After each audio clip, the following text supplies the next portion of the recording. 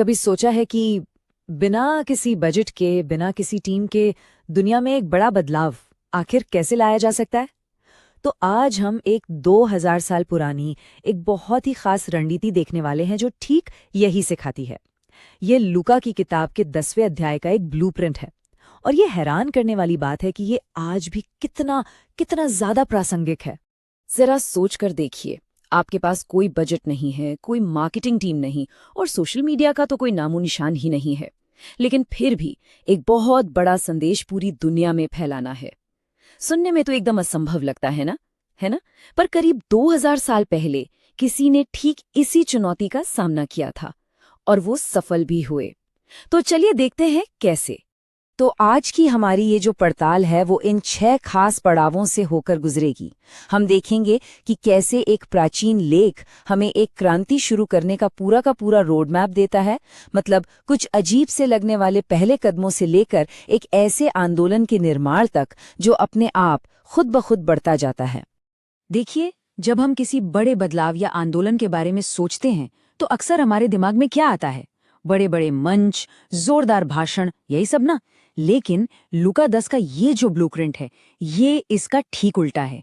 ये किसी एक्सपर्ट के लिए नहीं है, बल्कि ये तो आम लोगों के लिए एक प्रैक्टिकल गाइड है। मतलब हम जैसे लोगों के लिए जो अपने आसपास, अपने समुदाय में सच में कोई बदलाव लाना चाहते हैं। तो फर्क बिल्कुल साफ है। एक तरफ है आज का तरीका जिसमें बड़े मंच चाहिए, विशेषज्ञ चाहिए, और दूसरी तरफ है ये ब्लूप्रिंट जो आम लोगों के घरों से शुरू होता है। इसमें कोई मुश्किल नियम नहीं है, बस आसान, दोहराए जा सकने वाले कदम हैं। मतलब ये हर किसी की पहुंच में है। तो अब बात करते हैं इस रणनीति के सबसे, कह सकते हैं, चौंकाने वाले हिस्सों में से एक की। इसकी जो पहले 2 कदम है ना, वो आज के लॉजिक के, मतलब मॉडर्न लॉजिक के बिल्कुल खिलाफ जाते हैं। लेकिन जैसा कि हम देखेंगे, लंबी सफलता के लिए ये बहुत ही ज्यादा जरूरी हैं। मान लीजिए 70 लोग हैं, तो लॉजिक क्या कहता है? यही ना कि उन्हें 70 अलग अलग जगहों पर भेजा जाए ताकि ज्यादा से ज्यादा लोगों तक पहुंचा जा सके।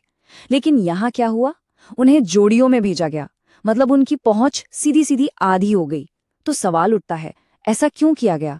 इसके पीछे क्या सोच हो सकती है? तो इसका जवाब हमें इस एक लाइन में मिलता है। देखिए, ये काम कोई आसान नहीं था। सोचकर देखिए, कोई अकेला इंसान है और एक के बाद एक दरवाजे उसके मुंह पर बंद हो रहे हैं। वो कितनी जल्दी हिम्मत हार जाएगा। पर जब 2 लोग साथ होते हैं तो वे एक दूसरे का सहारा बन सकते हैं, हिम्मत बंधा सकते हैं। मतलब ये रणनीति शुरुआती तेजी से ज्यादा लंबे समय तक टिके रहने को और हिम्मत बनाए रखने को ज्यादा महत्व देती है। और दूसरा चौंकाने वाला कदम वो ये था कि लोगों को भर्ती करने के लिए बाहर जाने के बजाय प्रार्थना करने के लिए कहा गया। अब ये सिर्फ एक धार्मिक काम नहीं है, इसके पीछे एक बहुत बड़ी स्ट्रैटेजी है। ये अपनी ताकत पर भरोसा करने के बजाय ये मानने की बात है कि ये काम हमसे कहीं ज्यादा बड़ा है। मतलब बोझ को अपने कंधों से हटाकर कंट्रोल को छोड़ देना। तो ठीक है, अब हमारी 2 लोगों की टीम एक नए गांव में पहुंच गई है। अब वो शुरू कहाँ से करें? सड़क के कोने पर खड़े होकर जोर जोर से चिल्ला तो सकते नहीं। उन्हें अंदर जाने का कोई रास्ता चाहिए।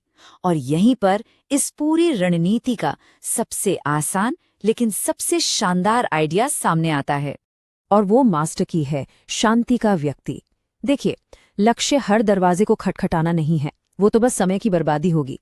लक्ष्य है उस एक इंसान को ढूंढना जो आपका स्वागत करे, जिसका मन खुला हो और जो आपको अपने पूरे नेटवर्क से, अपने समुदाय से जोड़ने के लिए एक पुल, एक ब्रिज की तरह काम कर सके। ये बिल्कुल वैसा ही है जैसे आप किसी अनजान शहर में हो और आपको एक लोकल गाइड मिल जाए जो आपको सारी सीक्रेट जगह दिखा दे। शांति का व्यक्ति आपको उस समुदाय में तुरंत भरोसा और पहुंच दिलाता है। वो एक ऐसा कनेक्टर है जो बाकी सारे दरवाजे खोल देता है, जिससे आपके हफ्तों या महीनों की मेहनत बच जाती है। चलिए, शांति का व्यक्ति मिल गया, अब आगे क्या सीधे अपना भाषण देना शुरू कर दें? नहीं, बिल्कुल नहीं। अगला कदम शायद इस पूरी प्रक्रिया का सबसे जरूरी और सबसे, कह सकते हैं, दिल को छूने वाला हिस्सा है। संदेश देने से भी पहले विश्वास बनाना। और इसका एक तय क्रम है, एक सीक्वेंस है जो बहुत ही जरूरी है। मतलब अपना मैसेज शेयर करने से पहले 3 काम करने हैं: उनके घर में रहना, उनका दिया हुआ खाना खाना और उनके बीमार लोगों की सेवा करना। मतलब काम शब्दों से पहले आता है, सेवा उपदेश से पहले आती है। सोचिए, जब कोई किसी के घर में रहता है, उनका खाना खाता है, तो पावर का जो संतुलन है वो पूरी तरह बदल जाता है। अब आप एक एक्सपर्ट नहीं बल्कि एक मेहमान हैं। आप अपनी पावर छोड़ देते हैं और इससे एक बहुत गहरा रिश्ता बनता है, जिसे यहाँ वाचा समूह कहा गया है। मतलब एक ऐसा रिश्ता जो सिर्फ दोस्ती से कहीं ज्यादा बढ़कर है, जो एक परिवार जैसा महसूस होता है। तो अब जब भरोसा बन चुका है और लोग सुनने के लिए भी तैयार हैं, तो सिखाने का तरीका भी उतना ही अलग है। ये कोई लेक्चर नहीं है, कोई उपदेश नहीं, ये कुछ बिल्कुल ही अलग है। इसे कहते हैं डिस्कवरी बाइबल स्टडी, और ये किसी क्लासरूम जैसा नहीं बल्कि एक खजाने की खोज जैसा है। सोचिए, यहाँ कोई टीचर सामने खड़ा होकर सारे जवाब नहीं दे रहा, बल्कि हर कोई एक खोज करता है, एक एक्सप्लोरर है जो मिलकर सच्चाई का नक्शा पढ़ रहा है। और इस खोज में उनकी मदद करते हैं ये कुछ आसान लेकिन बहुत ही गहरे सवाल। ये सवाल लोगों को ये नहीं बताते कि क्या सोचना है, बल्कि ये उन्हें खुद सच्चाई की खोज करने की ताकत देते हैं। और एक बात तो हम सब जानते हैं ना, कि जब हम कोई चीज खुद खोजते हैं तो वो हमेशा हमारे साथ रहती है। लेकिन देखिए, एक अच्छा आइडिया मिलना या कोई नई बात समझना, ये तो बस शुरुआत है। उसे एक ऐसे आंदोलन में बदलना जो हमेशा चलता रहे, वो एक बिल्कुल अलग बात है।